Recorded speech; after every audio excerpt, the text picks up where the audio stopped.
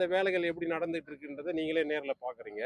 இரவு பகலா களம் வருது. களம் இன்னும் கூட எங்களுக்கு நாளைக்கு மாலை 4 மணிக்குள்ள இது அமையணும். எல்லாம் அமையணும்.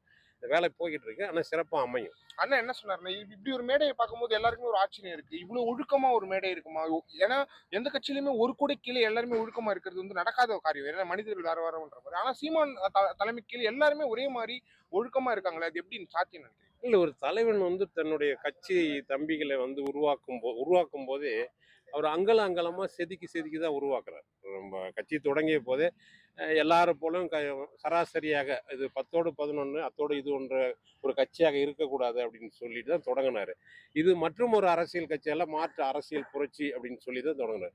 அப்போ இது மற்றும் ஒரு அரசியல் கட்சியில் மாற்று அரசியல் புரட்சின்னா அது என்ன என்பதை நம்ம வந்து வெளிப்படுத்தணும் இல்லையா? அதான் சொன்னாங்க, கூரை இல்லாத மேடை.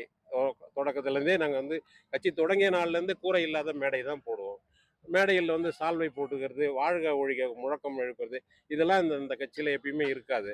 அப்போ ஒரு கட்சிக்குள்ள எப்படி செயல்படணும், ஒரு ஒரு மக்கள் இராணுவம்னா அந்த மக்கள் இராணுவம் எப்படி செயல்படணுன்றத ஒரு சொல்லி சொல்லி வளர்க்குறாரு. எல்லா இடங்களையும் எல்லா கூட்டங்கள்லையும் ஒரு தத்துவங்கள் கொள்கைகள் சொல்லியாச்சு. நம்ம நிலைப்பாடு என்ன, நம்ம தத்துவம் என்ன, செயல்பாடு என்ன என்பது சொல்லியாச்சு. அப்போ நம் நடத்துகிற நிகழ்ச்சிகள் எப்படி இருக்கணும், அதுக்குள்ள எப்படி ஒருங்கிணைச்சு நீங்க இருக்கணும், எப்படி கட்டுப்பாடா இருக்கணும், எப்படி ஒருத்தருடைய கண் பார்வைக்கு கட்சி இயங்கணும். இது மக்கள் இராணுவம்னா, இராணுவத்துல வந்து ஒரு ஒரு ஒரு கரந்தடி தாக்குதல் நடத்தும் போது அங்க சத்தம் போட்டு ஆணையிட்டுக்கிட்டு இருக்க முடியாது. அப்போ கண் பார்வையில தான், கண் அசைவிலேயே அந்த இராணுவம் இயங்கணும். அதுபோல இந்த ஒரு மக்கள் இராணுவமாக்குற இந்த இராணுவம் வந்து ஒரு கண் பார்வையில இயங்கணுன்றதுல வந்து அண்ணா வந்து ரொம்ப குறியா இருக்காரு. அது தம்பிகளுக்கு சொல்லி சொல்லி வளர்க்குறாரு. அதனாலதான் அந்த அந்த கட்டுப்பாடு வருது. நீர் எப்படி நான் மேனேஜ் பண்ணியிருக்கீங்க? தண்ணீன்ற பெரிய ஏன்னா நெறையா முக்கியமான நடந்த மீட்டிங்ஸ்லலாம் இறந்து போயிருக்காங்க நெறைய பேர். இங்க தண்ணி எப்படி மேனேஜ் பண்ணலாம்? இல்ல தண்ணி வந்து பொதுவா இப்போது சமீபமாக நாங்க நடத்துகின்ற மாநாடுகள்லாம் தண்ணீரை வந்து சுற்றுச்சூழல் பாசறை தான் அவங்க அந்த தண்ணீர் வழங்குற அந்த இது. தண்ணீர் நம்ம வழங்குறோன்றதுக்காகவே நம்ம வந்து நெகிழி இந்த குப்பைகள் அதிகமாயிடக்கூடாது. அது வந்து இந்த மண்ணுக்கும் மக்களுக்கும் கேடு. அது நெகிழியை குறைக்கிற அளவுக்கு வெறும் போத்தல்களை கொடுத்து இந்த அரங்கம் முழுசும் போத்தல்கள் இருந்தாலும் கூட கூட்டம் முடிஞ்சோடனே அந்த அந்த தண்ணீர் போத்தல்களை எடுத்துருவோம், சுத்தம் பண்ணிட்டு தான் போகும். இருந்தாலும் கூட அதுவும் ஒரு நெகிழி குப்பையாக தானே மாறும்.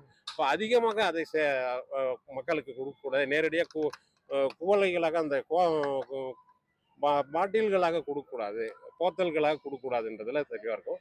ஒரு தண்ணி தொட்டிகள் வைத்து கேட்குறவங்களுக்கு வந்து குடிக்கிறவங்களுக்கு குடிச்சிக்கலாம். கேட்குறவங்களுக்கு இருக்கிற இடத்துல இப்போ தண்ணி கொடுக்குற மாதிரியான ஏற்பாடுகள் பண்ணியிருக்கு. தண்ணீருக்கு எந்த தட்டுப்பாடும் இல்லாமல் பண்ணியிருக்கு. ஆனா சீமான் அவர் வந்து கூட்டம் வரல, அதனாலதான் வந்து எல்லா கட்சியில இருந்தும் வந்து நீங்க வந்துருங்கன்னு சொல்றாரு அப்படிங்கிற விமர்சனம் வைக்கிறாங்க. எப்படி நான் பாக்குறேன்? கூட்டம் வருது வரலன்றதெல்லாம் நாம் தமிழர் கட்சி இன்னைக்கு அரசியல் மேடைகள் பார்த்துங்க, ஒண்ணுமே ஒரு விளம்பரமும் இல்லாத ஒரு தாள் சுவரொட்டி மட்டும் வைத்து ஒரு கூட்டம் நடக்குது, அங்க சீமான் கலந்துக்கிறாருன்னு ஒரு அறிவிப்பு மட்டும் வந்தா தானாக கூட்டம் கூடுற கூட்டம் எது என்பது ஊடகவியலாளராக உங்களுக்கே தெரியும். நாங்க கூட்டத்தை கூப்பிட்டு காசை கொடுத்து கூட்டத்தை கூட்டின்னு வந்து அந்த கூட்டத்துல பேசுறவங்க இல்ல, மேடை ஏறி பேசி அங்க கூட்டுறவங்க நாங்க. அந்த அளவுல தான் நாங்க சொல்றோம். இது மக்களின் மாநாடு அப்படின்ட்டு அறிவிக்கிறோம். தலைப்பே என்ன கொடுத்துக்கிறோம், மாற்றத்தை விரும்பும் மக்களின் மாநாடு அப்படின்னு தலைப்பு கொடுத்துருக்கோம்.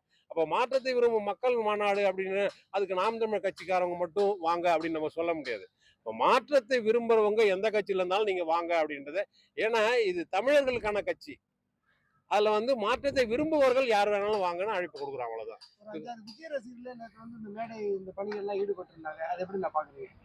இல்ல அவர்களையும் நாங்க தமிழர்களை தானே பாக்குறோம். இது தமிழர்களுக்கான கட்சி அப்படின்னும் போது இதுல விஜய் ரசிகர்கள், சிவகார்த்திகேயன் ரசிகர்கள் அப்படி பார்க்க முடியாது. அந்த தம்பிகளையும் தமிழ் உணர்வோடு வந்து அவர்களையும் அரவணைக்கிறோம், அவ்வளவுதான்.